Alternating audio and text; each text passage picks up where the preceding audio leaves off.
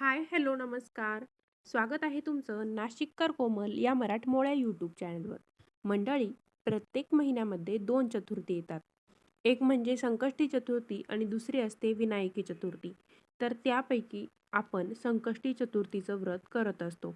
आपल्यापैकी बरेच जण संकष्टी चतुर्थीचं व्रत करत असतील. महिला वर्ग आपल्या मुलांच्या दीर्घायुष्यासाठी आणि उन्नतीसाठी, प्रगतीसाठी संकष्टी चतुर्थीचं व्रत ठेवतात. किंवा ज्या दाम्पत्याला मूलबाळ होत नाही, तर ते लोक मूलबाळ होण्यासाठी गणपती बाप्पांची एक सेवा म्हणून चतुर्थीचं व्रत पाळत असतात. वयस्कर माणसं, स्त्री, पुरुष, लहान मुलं कोणीही संकष्टी चतुर्थीचं व्रत करू शकतं. संकष्टी चतुर्थीचं व्रत केल्यानं सर्व मनोकामना पूर्ण होतात, गणपती बाप्पा प्रसन्न होतात. संकष्टी चतुर्थीत एका गोष्टीला खूप महत्त्व आहे, ते म्हणजे चंद्रदेवाच्या पूजेला. तर संकष्टी चतुर्थीच्या दिवशी आपल्याला चंद्रदेवाचं दर्शन झाल्यानंतर काही गोष्टी करायच्या आहे, की त्याशिवाय त्या गोष्टी जर आपण संकष्टी चतुर्थीच्या दिवशी केल्या नाही, तर त्याशिवाय आपलं संकष्टी चतुर्थीचं व्रत देखील अपूर्ण राहतं. तर अशा कोणत्या त्या गोष्टी आहेत जाणून घेण्यासाठी संपूर्ण व्हिडिओ बघा. व्हिडिओ बघत असताना कमेंटमध्ये गणपती बाप्पा मोरया, मंगलमूर्ती मोरया असं नक्की लिहा.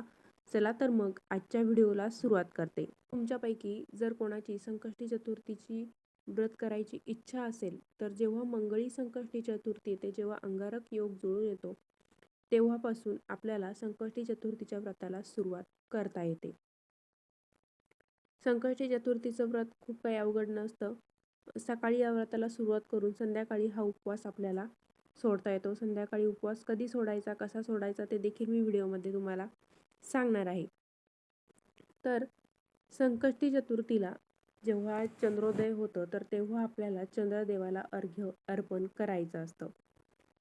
तर चंद्रदेवाला जेव्हा आपण अर्घ्य अर्पण करायला जातो, तर अर्घ्य अर्पण करायला जाताना सर्वप्रथम जे आपण अर्घ्य म्हणजे जे पाणी अर्पण करतो चंद्रदेवाला, तर त्या पाण्यामध्ये थोडे कच्चे दूध, साखर आणि गंगाजल मिसळायचं असतं आणि त्यानंतरच ते अर्घ्य चंद्रदेवाला अर्पण करायचं असतं.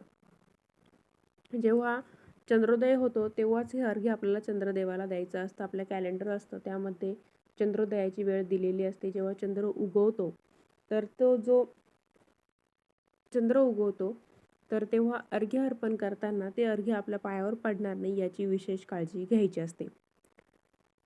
त्याचबरोबर अर्घ्य अर्पण करताना आपण रात्रीच्या वेळी अर्घ्य अर्पण करणार आहोत, त्यामुळे हे पाणी आपल्याला झाडांना किंवा रोपांना द्यायचं नसतं, कारण रात्री आपण झाडांना किंवा रोपांना पाणी देत नाही. अर्घ्य देताना जे पाणी असतं ते तुम्ही डायरेक्ट जमिनीवर सोडू शकता किंवा मग दुसऱ्या भांड्यामध्ये देखील अर्पण करू शकता. समजा तुम्ही चंद्राला अर्घ्य देताना समोर म्हणजे खाली दुसरं भांडं ठेवलेलं असेल, तर ते पाणी आपण लगेच उचलायचं नाही. दुसऱ्या दिवशी सकाळी ते पाणी उचलून तुम्ही झाडांना देऊ शकता. ज्या ज्या लोकांनी हा उपवास पाळलेला असतो, त्या प्रत्येक लोकांनी चंद्रदेवाला अर्घ्य अर्पण करायचं असतं. आणि चंद्राला अर्घ्य अर्पण करताना आपल्याला मंत्रांचा जप देखील अवश्य करायचा आहे. तर तो मंत्र असा आहे: ओम श्राम श्रीम श्रौम स चंद्रमसे नमः.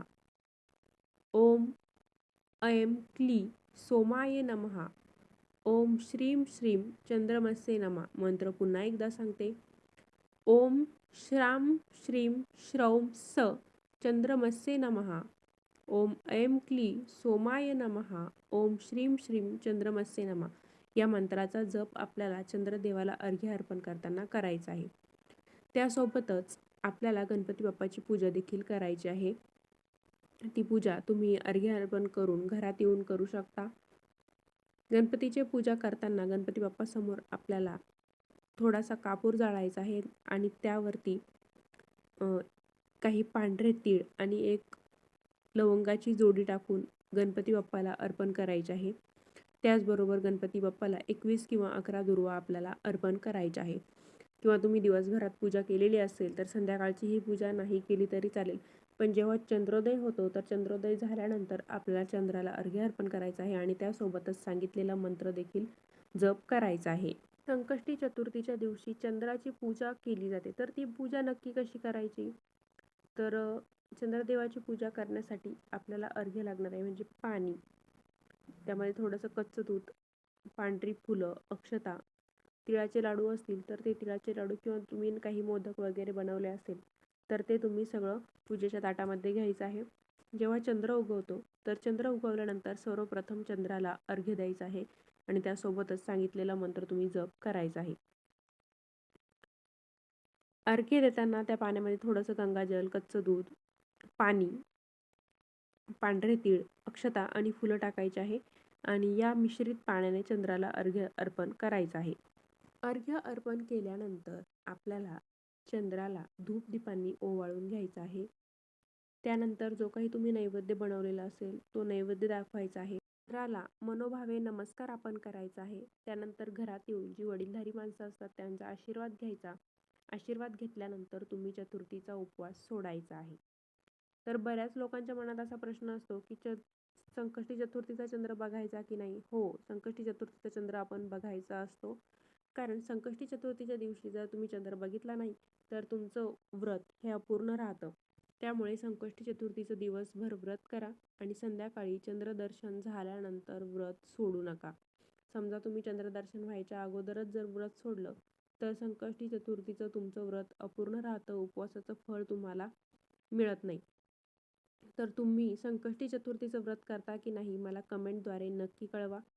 समजा तुम्ही संकष्टी चतुर्थीला दिवसभरात पूजा केलेली नसेल, नोकरी व्यवसायांमुळे तुम्हाला पूजा करायला वेळ भेटला नसेल, तर चंद्रदर्शन घ्यायच्या अगोदर तुम्ही गणपती बाप्पाची पूजा करा, त्यानंतर चंद्रदेवाची पूजा करा आणि घरात येऊन उपवास सोडला तरीही चालेल. तर मंडळी, असा होता आजचा व्हिडिओ. आजच्या व्हिडिओमध्ये आपण संकष्टी चतुर्थीचा चंद्र बघायचा की नाही ते जाणून घेतलं. त्याचबरोबर संकष्टी चतुर्थीच्या दिवशी चंद्रदर्शन झाल्यानंतर आपल्याला कोणत्या गोष्टी करायच्या आहेत ते बघितलं. चंद्राची पूजा कशी करायची ते पण बघितलं. तर व्हिडिओ तुम्हाला कसा वाटला मला कमेंटद्वारे कळवा. त्याचबरोबर व्हिडिओ आपल्या गणेश भक्तांमध्ये नक्की शेअर करा. व्हिडिओ आवडला असेल तर व्हिडिओला लाईक करा.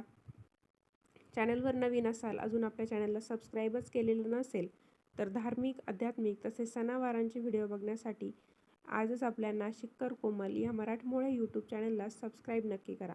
पुन्हा भेटूया अशाच एका नवीन व्हिडिओसोबत. धन्यवाद.